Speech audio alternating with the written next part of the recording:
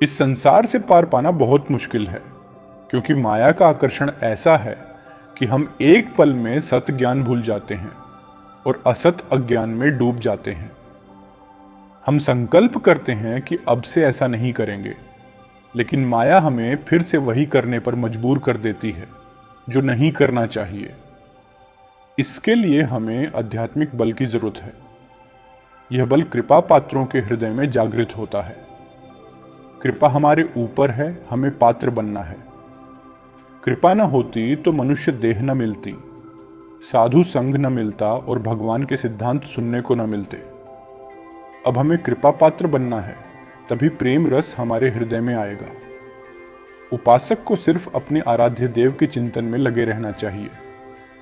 उपासक के अंदर यह सवाल नहीं आना चाहिए कि हम नाम जप कर रहे हैं लेकिन कोई बदलाव नहीं दिख रहा। 1 महीना या 1 वर्ष का सतचिंतन कभी व्यर्थ नहीं होता। नाम हमारे अशुभ कर्मों को नष्ट करता है, लेकिन नए उपासक को यह महसूस नहीं होता।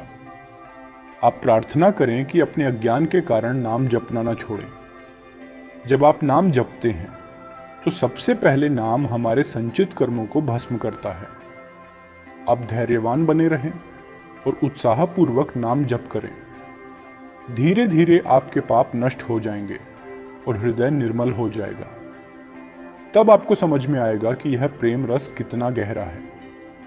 श्रीपाद कह रहे हैं कि उनका मन श्यामा श्याम के प्रेम में प्रवेश कर गया है और यह प्रेम सबसे श्रेष्ठ है।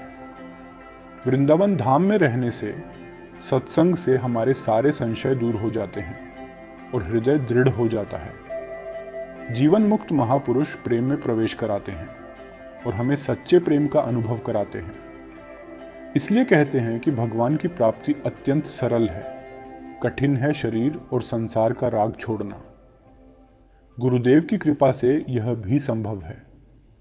आप किसी के स्वभाव या कर्म की निंदा या प्रशंसा न करें, केवल अपने आराध्य देव को देखें और उनका दर्शन करें। उद्धव जी का सवाल था कि आत्मा अविनाशी है और शरीर नाशवान, फिर जन्म और मरण किसका होता है? श्री भगवान ने कहा कि जब तक आत्मा देह का अभिमानी है तब तक उसे जन्म और मरण का भ्रम होता है। यह भ्रम स्वप्न की तरह है और जागने पर ही समझ में आता है कि यह सब माया है। भगवान ने कहा कि जब तक यह भ्रम है, आत्मा को जन्म और मरण का अनुभव होता है। यह स्वप्न की तरह है जिसमें सुख और दुख दोनों ही असत्य होते हैं। जैसे ही हम जागते हैं, हमें सच्चाई समझ में आती है।